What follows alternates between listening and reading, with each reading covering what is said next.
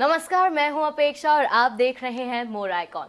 मोर icon के जरिए हम आपको छत्तीसगढ़ की ऐसी पर्सनालिटी से रूबरू कराते हैं जिन्होंने कुछ अलग किया है और उसके साथ ही अपना नाम रोशन किया है और साथ ही साथ छत्तीसगढ़ का भी नाम रोशन किया है। कहते हैं कि दिल का रास्ता पेट से होकर जाता है और यही सोच के साथ हमारी जो आज की गेस्ट हैं वो हमारे साथ मौजूद है, जो कि एक फूड राइटर है। आई एम स्वयंपूर्णा एंड मैं फूड के बारे में लिखती हूँ। मेरा एक ब्लॉग है laapetitchef.in जिसमें मैं अपनी रोज़मर्रा ज़िंदगी के बारे में कुछ ना कुछ ख्याल लिखती हूँ और साथ में आपको बहुत सारी अच्छी और टेस्टी खाने के बारे में भी बताती हूँ। कैसे बनाना है, क्या बनाना है आज के लिए, वो आप सब मेरे ब्लॉग पे देख सकते हैं। मैंने काफ़ी न्यूज़पेपर्स के लिए लिखे हैं और मैंने बहुत सारे मैगज़ीन्स जैसे फेमिना हुआ, बेटर होम्स एंड गार्डन्स हुए, या काफ़ी सारे न्यूज़पेपर्स हिंदू से लेके Hindustan times, Deccan Chronicle, times of India, सब में फीचर की गई हूँ। स्वयंपूर्णा, बहुत बहुत स्वागत है आपका NH न्यूज़ में। थैंक यू सो मच अपेक्षा। मेरा पहला सवाल था कि आपको कुकिंग में इंटरेस्ट कैसे आया? कुकिंग मैंने अपनी मम्मी को बहुत बचपन से देखा है खाना बनाते हुए। वो एक प्रोफेसर है और प्रिंसिपल है कॉलेज की, और फिर भी वो जॉब पे जाने से पहले हम लोग के लिए 5 कोर्स डिनर या लंच बना के जाती थी। और हम लोग 3 भाई बहन हैं, तो शी इज़ माई, वो मेरी आइडल है और उन्हीं को मैंने फॉलो करा है बचपन से। सो जैसे कि मैंने बोला, वो काम करने जाती थी और तब भी हम लोग के लिए खाना बना के जाती थी और वो बहुत ही अच्छा खाना बनाती है। तो उनके साथ मैंने बचपन से ही साथ में खड़े होकर खाना बनाना सीखा। जैसे मम्मी रात को आती थी, खाना बनाती थी, रोटी बनाती थी, तो मैं और मेरी सिस्टर आते थे और हम लोग बात करते थे दिन में क्या हुआ और साथ ही साथ खाना बनाते थे। तो वहाँ से इंटरेस्ट हुआ शुरू। एंड फिर जब मैंने फाइनली शादी करी और अपना किचन पाया, दैट्स व्हेन यू नो मैं फाइनली तब अपना अंदर के जो कुकिंग का इंटरेस्ट था उसको वापस जगाया मैंने। Because you know once you I mean जब आप शादी हो जाती है, आप चाहते हो कि आप कुछ नया नया बनाओ और कुछ सब लोग पसंद करें, आपके हस्बैंड कुछ खाएं, और मैं खुद फूड को बहुत पसंद करती हूँ। सो मैं चाहती थी कि हमेशा कुछ ना कुछ अच्छा, कुछ नया खाने को मिले। तो the best person to do that was me. So वैसे ही बस स्टार्ट हो गया। तो ये आपने कहीं से ऑनलाइन सीखा या खुद ही एक्सपेरिमेंट कर करके आपने रेसिपीज डेवलप की? देखिए, ऐसा नहीं बोलूँगी कि सब कुछ मैंने खुद ही से करा जी, क्योंकि कुछ होता है जो आप रेसिपीज पढ़ के सीखते हैं और कुछ होते हैं जिनमें वो हुनर पहले से होता है, विच मैं सोचती हूँ कि मेरे में वो हुनर ऑलरेडी है। जी, बिकॉज मैं ज़्यादा फॉलो भी नहीं करती किसी रेसिपी को, भले ही उसमें से इंस्पिरेशन आया हो, मैं रेसिपीज़ को फॉलो नहीं कर पाती हूँ। तो मैं अपना वो अंदाज से ही खाना बनाती हूँ। So that is you know what makes me fall in love with food, is that you can play around with it so much. Sure sure. आपने एक स्टीरियोटाइप ब्रेक किया है। यूजुअली जिनको खाना बहुत पसंद है या खाना बनाना बहुत पसंद है, वो या तो फिर शेफ बनते हैं या वो कुकिंग क्लासेस खोल लेते हैं। You have tried something different, आप एक फूड राइटर बनी है। तो अब तक की journey as a food writer कैसी रही आपकी? अभी तक की तो बहुत ही शानदार रही है। जी। कुछ ऊपर नीचे होते ही हैं लाइफ में। तो जब शुरू हुआ था इतना आसान नहीं था, ना ही मैंने कभी इसको करियर के पॉइंट ऑफ व्यू से सोचा था। जी। ऐसे ही जब शुरू हुआ, क्योंकि मेरी बहन ने मेरे को प्रोत्साहन दिया कि तुम खाना बनाती हो, लिखना आता है तुमको, इतना अच्छे से इंग्लिश लिखती हो, so you know start a blog, सब लोग कर रहे हैं तो मे बी करो। एंड करते करते मेरे में वो इंटरेस्ट जागृत होने लगी खाना बनाने की, अच्छी अच्छी लिखने की, और साथ में जो मेरी फोटोग्राफी है, which is a big draw for my blog, you know, my photography and my styling, it kind of sets me apart. And so you know, मैंने अपने आप को खुद बहुत कुछ सिखाया। जो भी आप देख रहे हो आज is all self learned। तो मैंने कोई भी क्लास नहीं करा है। नो वन कैन से कि Swayampurna came for our cooking class या फोटोग्राफी क्लास में आई। तो मैंने जो भी करा है खुद से पढ़ पढ़ के, इंस्पिरेशन ले लेके, ट्राई करके शॉर्ट्स को परफेक्ट करने के लिए एक रेसिपी को 4 बार बनाया, पति को 4 बार खिलाए सड़े हुए वर्जन, फिर फाइनली जो परफेक्ट वर्जन बनता है उसी को ब्लॉग में लिखते हैं। फोटोग्राफी के लिए आप फोन का इस्तेमाल करते हैं या कैमरे का इस्तेमाल? नहीं, मैं तो प्रोफेशनल कैमरा ही यूज करती हूँ, DSLR यूज करती हूँ। Right now I am using a Mark II 7D which is an older version, but obviously upgrade करना पड़ता रहता है अपने गियर को, तो I don't use mobile much at all. Okay. हमने आपकी वेबसाइट विजिट की थी, लापटीट जिसका नाम है, तो उसमें आपने काफ़ी अच्छी तरीके से वेबसाइट डेवलप की है। क्या ये आपने खुद डेवलप की है या आपने किसी की हेल्प ली है? नहीं, देखिए, जब शुरू हुआ था तो मैंने उसको नॉर्मल आपका जो wordpress.com होता है जी, उसमें करा था, सब वहीं से ही शुरुआत करते हैं। एग्जैक्टली, सब वहाँ से शुरू करते हैं। 2 साल पहले जब मेरी blog finally I knew that it could be a career option, so I invested and I got a developer from my home town, okay, RK enterprises करके। मैंने उनसे बात करी, प्रियदर्शनी उसका नाम है, तो उसने मेरे को हेल्प करा in the basic layout, but after that the entire designing part that you see is completely done by me. तो मतलब मैंने ही बाकी जो आप देखते हैं हेलो ब्यूटीफुल लिखा हुआ है या ऑल द कलर कोडेटेड थिंग्स, सो वो सब मैंने खुद से करा, क्योंकि मैं चाहती थी मेरा ब्लॉग जो आए, जो लोग मेरे ब्लॉग को आए, जैसे हम लोग कहते हैं विजिटर्स या आपके रीडर्स जो आते हैं, उनको फील हो कि वो स्वयंपूर्णा से मिल रहा है जी, ना कि किसी और का हो। सो मैंने खुद का वो करना शुरू कर दिया। जब आप कोई वेबसाइट विजिट करते हैं कि तो उसमें वही होता है कि जो हाँ पर्सनालिटी आपकी दिखनी चाहिए। बिल्कुल। स्वयंपूर्णा, आज के ज़माने में जहाँ लोग इंटरनेट मिसयूज़ करते हैं और ज़्यादा टाइम अपना इंटरनेट में ज़ाया कर देते हैं, उसमें आपने एक लिविंग डेवलप की है। तो क्या आप हमारे दर्शकों को बता सकते हैं कि कैसे इंटरनेट के थ्रू हम लिविंग डेवलप कर सकते हैं अपने लिए? देखिए आजकल डिजिटल जो है it's a very powerful medium, बिल्कुल, right? You must be knowing that since iNet is such a big digital platform today. So उसको खुद में सोचना कि आप क्या कर सकते हैं, किस तरह से लोगों को you can inspire them ji, through your digital means is a huge responsibility also, right? बिल्कुल। आपको उसमें खुद को उतना डिसिप्लिन होना चाहिए कि you will not spend the entire day wasting your time surfing through photos or just seeing random YouTube videos, because वो किसी काम का नहीं आता, ना आपकी ना किसी और की।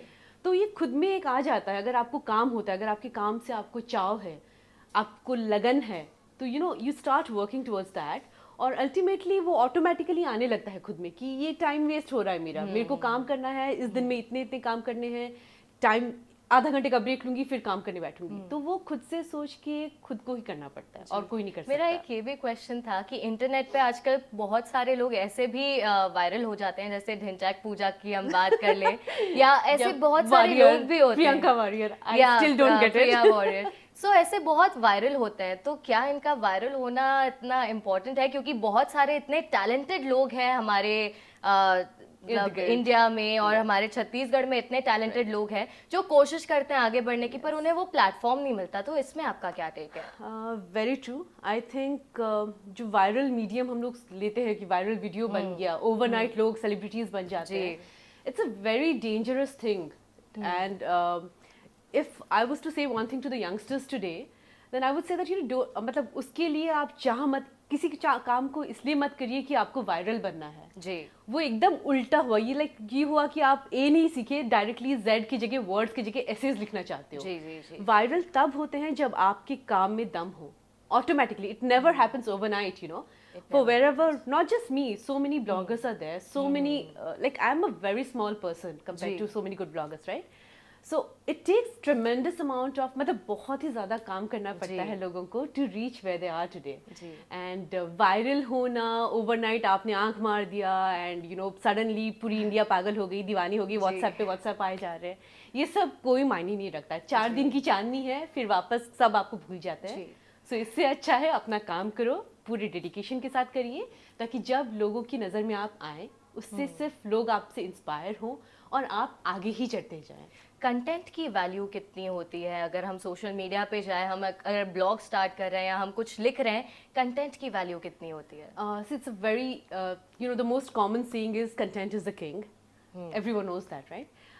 But if you were to ask me, I would say that content is seriously the king or the queen, whatever it might be. So जब आप कुछ भी लिख रहे हैं या आप सोशल मीडिया पे कुछ भी कर रहे हैं, ये याद रखें कि वो हमेशा के लिए रह जाता है।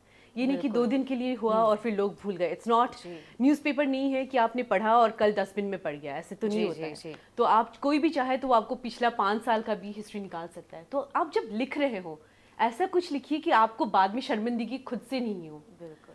So I think that is very important for you to remember that create good content, create regularly. लिख रहे हैं कुछ तो उसको हमेशा लिखते रहिए और खुद को अच्छा करने की कोशिश करिए। कंसिस्टेंसी और पेशेंस बहुत ज़रूरी होता है अगर आप एक राइटर है, तो इसमें आपका क्या टेक है? आप कितनी कंसिस्टेंट है? मैं बहुत ही डिसिप्लिन्ड पर्सन हूँ जी। सो मैं सब कुछ टाइम से करना चाहती हूँ। I have organizer which is basically my life line and my phone is my second life line. So मैं सब कुछ डिसिप्लिन वे से करना चाहती हूँ। मैं लिखती हूँ, मैं डेली कुछ ना कुछ लिखती हूँ। अगर मैं फूड के बारे में भी नहीं लिख रही हूँ तो there are other social issues that I feel very strongly about and उसके बारे में लिखती हूँ। अगर वो भी नहीं सोच रही हूँ तो रात के बीच में कुछ ख्याल आता है तो मैं कुछ उसको पोएम टाइप का, वर्ड पोएम्स टाइप का करके उसको लिखने का कोशिश करती हूँ। The point is if you are a writer और if you are trying to write तो आप कुछ ना कुछ लिखते रहिए, दूसरों के लिए नहीं। It doesn't have to be published, you know, अपने लिए से ही, पर लिखते रहिए ताकि आपका वो अंदर का जो हुनर है वो बाहर आता रहे और वो सुधरता रहे। एक स्टीरियोटाइप बन गया है कि जो आर्टिस्ट होते हैं, जो राइटर होते हैं, वो बहुत ही अजीबोगरीब जैसे होते हैं। उनका लुक, उनका अटायर सब एकदम वियर्ड होता है, लोग ऐसा मानते हैं। राइट। तो ऐसे में आपका क्या टेक है? मतलब जब राइटर्स अगर होते हैं तो वो अपने आप को आइसोलेट कर देते हैं कुछ भी लिखने के लिए। True. तो क्या आप भी वो करती हैं? हाँ, एकदम। मैं जब लिखती हूँ मैं घर में एकदम शांति चाहती हूँ, विच थैंकफुली मेरी डॉटर अब क्लास 1 में पढ़ती है तो वो 6 घंटे स्कूल जाती है और मेरे हस्बैंड फुल टाइम काम करते हैं। तो प्रॉपर मॉर्निंग का 3 बजे तक लेकर मेरे को बहुत एकांत टाइम मिल जाता है जिसमें कि मैं ट्राई करती हूँ अपना खाना बनाना, शूटिंग करना, लिखना उसी टाइम में समाप्त कर लूँ, क्योंकि उसके बाद एक बार बेटी आ जाती है तो मैं चाहती हूँ अब टाइम मैं बेटी को दूँ। But as a writer, I think every one of us needs time when you're alone. So you know you'll mostly see, मैं जब लिखती हूँ मैं रात को सबको सोने के बाद रात को 11 बजे लिखने बैठती हूँ। तो the best of my writings happen in the middle of the night, you know, when the entire world is asleep. मतलब पूरी दुनिया सो रही है। That is the saying, right? Yeah, and that is when your thoughts that you don't even realize you have come into the forefront, and you just pen it down. And as for your question about अजीबो-गरीब looks and all that, I think वो बहुत ही वो एक stereotype बन चुका है। Yes, it's a very discriminatory thought also, you know. Not all artists, सारे artist वैसे नहीं होते हैं कि झोला पहन के, खादी पहन के चल रहे हैं या ऐसे कुछ, बट उसमें कोई हानि नहीं है। सबका अपना इच्छा होता है, जिसको जो जैसे ड्रेस करना है, जो पहनना है वो पहन सकता है, right? So I really don't think stereotypes should be given any prevalence at all in whatever is happening. जी, हमने आपकी वेबसाइट में पढ़ा था कि आप एक फूड स्टाइलिंग भी करती हैं। तो फूड स्टाइलिंग क्या है? फूड स्टाइलिंग वो टेक्निक है जिससे जो आप फूड देख रहे हैं, फोटोग्राफी अलग होती है, स्टाइलिंग अलग होती है। जैसे आप जनरली कोई भी फूड मैगजीन में देखेंगी, जो फोटोग्राफी होता है, एक फोटोग्राफर होता है जो सिर्फ पिक्चर लेता है कैमरा से, और 1-2 स्टाइलिस्ट होते हैं जनरली जो उसको सजाते हैं। जो आप मेरे ब्लॉग में देखेंगे, जो फूड मैंने फोटो लिया हुआ है, तो वो ऐसे ही बस एक प्लेट नहीं है या एक बोल का खाना नहीं है, उसके इर्द गिर्द सामान रहते हैं, कलर कोऑर्डिनेट्स रहते हैं ताकि ज़्यादा क्लैश नहीं हो, या मानिए किसके साथ कौन सा कलर मैच कर रहा है, कौन सा टेक्सटाइल किसके साथ जा रहा है, स्पून कौन से यूज़ करने हैं, बोल्स कौन से यूज़ करने हैं, कितना धनिया पत्ता डालना है, तो वो सब उसको कहते हैं स्टाइलिंग। फोटो को सजाने का जो तरीका होता है, that is your food styling. तो एवरीडे ये फूड स्टाइलिंग कितना मायने रखती है? हम जैसे एवरीडे लोगों को खाना परोसते हैं, घरों में अपने खाना परोसते हैं, तो क्या फूड स्टाइलिंग नेसेसरी होता है? एक प्रेजेंटेबल वे में अगर आप सर्व कर रहे हैं तो वो ऑलवेज अट्रैक्टिव होता है। एब्सोल्युटली। तो एवरीडे में जो हमारी जो व्यूअर्स हैं, फीमेल व्यूअर्स हैं, उनके लिए आप क्या कहेंगी कि ये एवरीडे प्रेजेंटेशन क्या मायने रखता है? देखिए, मैं तो ये कहूँगी अगर आप घर में बस अपने फैमिली के लिए परोस रहे हैं तो ऐसा नहीं कि डायरेक्टली कढ़ाई से निकाले और प्लेट पे डाल के ले आए। उससे बेटर है कि आप थोड़ा सा उसमें टाइम दें, थोड़ा सा इंटरेस्ट डेवलप करें स्टाइलिंग में, एंड मे बी थोड़ा सा गार्निश करें उस फूड को, maybe just a swirl of cream और धनिया पत्ता, simple things like brush the butter on a roti और घी जो भी आप कर रहे हैं, थोड़ा सा तड़का डालें अच्छे से। तो ये सब चीज़ जो है बहुत छोटी छोटी चीज़ें हैं जो कि हार्डली कोई टाइम लगाती हैं, बट फूड को जो देखने वाला है, सामने वाला जो खाने वाला है, जिसके लिए हम खाना बनाते हैं अपने परिवार वालों के लिए, उनको अच्छा लगेगा। और फूड भले ही टेस्ट करे या नहीं करे उतना अच्छा, दिखने में ज़रूर अच्छा लगेगा और भूख ज़्यादा लगने लगती है। सो ये ज़रूर है कि स्टाइलिंग का अपना एक महत्व है और इसे आप ज़रूर ट्राई करें घर में नए तरीके से प्रेजेंट करने का फूड को। चलिए स्वयंपूर्णा, इसी के साथ हम एक छोटे से ब्रेक के लिए रुकते हैं। ब्रेक के बाद जल्द हाजिर होंगे।